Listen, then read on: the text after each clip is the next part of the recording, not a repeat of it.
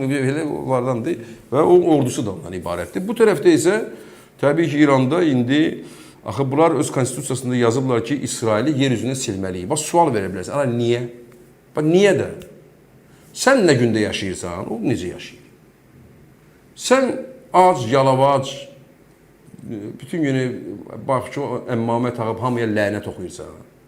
O, əla təqaüdü var, səhrada əla bir dövlət, əla səhiyyəsi, əla təhsili, əla elmi. Orada, ölü dənizindən belə, dəniz ölüdür, ölü, orada balıq da yaşamır. Ölü dənizindən milyard qazanırlar. Oranın duzundan krem düzəldirlər, bilməm nəsə, kosmetika düzəldirlər. Bütün dünya, bu ölü dənizindən gəlir, ölü də bütün dünya. Qara kürü satışında, qara kürü harada olur? Ancaq Xəzər dənizində olmalıdır. Başqa yerdə olanmaz axı, çünki o beluqa deyilən balıq var ha. Hansı ki biz vaxt yerdə bombasyon zəhləsi yedib, amma əntiqa balıqdır. Kürüsü də əladır, əti də əladır.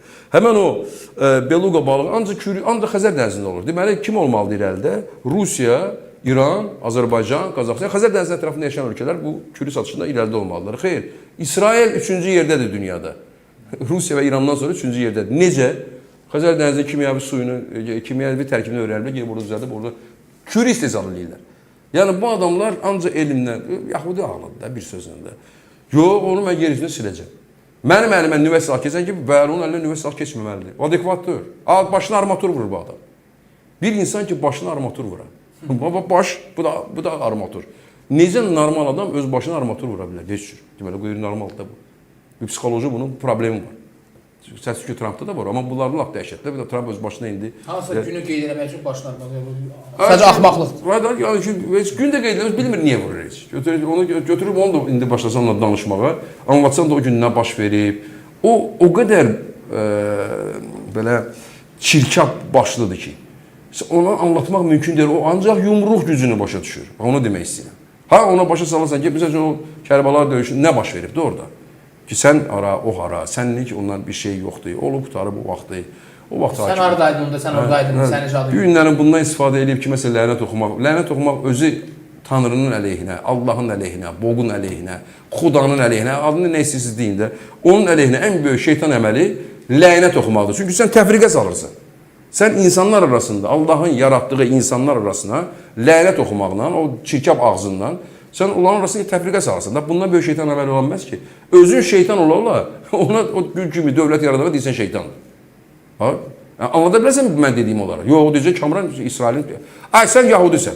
O ancaq elə başa düşəcək. Amma yumruğa burnusuna qoyaq ki, o saat deyirsən, mən tutacaqlar. Onlar sifəti ondan ibarətdir. İndi də yumruq dəyər olaraq.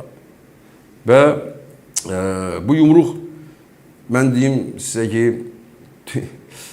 o qədər texnoloji inkişaf etmiş və o qədər kəşfiyyat elmində yüksəkliklər və belə uğurlar əldə etmiş bir təşkilatdır ki, o Mossad və digər Şabot var, orada çoxdur, bir neçə kəşfiyyat təşkilatı.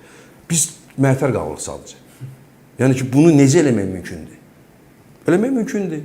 Əgər insan bir işi ağılla edirsə, ona görə bu əmmaməli əllamələr nə qədər zəifləsələr, bir o qədər Azərbaycana xeyirdir. Bir o qədər Azərbaycan milləti, Azərbaycan türkləri orada azadlıq əldə edəcəklər. Təkcə onlar deyir, farslar da, belucular da, hamı bezib orada. Bu, İsrail söhbəti deyir ki, mən səni yer üzündən siləcəm. Ona cavab verə bilmir. O, oradakı cəmatının da başına yerir ki, ya bunu vuraq. Yaxşı, İsraili yer üzündən silirsən, xoşbəxt olacaqsan.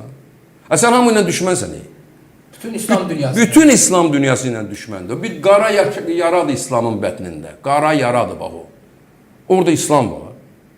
Bütün İslamın qaydaları düzdür. Mən dinli adam deyirəm. Bilirsiniz ki, mən dindən çox uzaq adamam.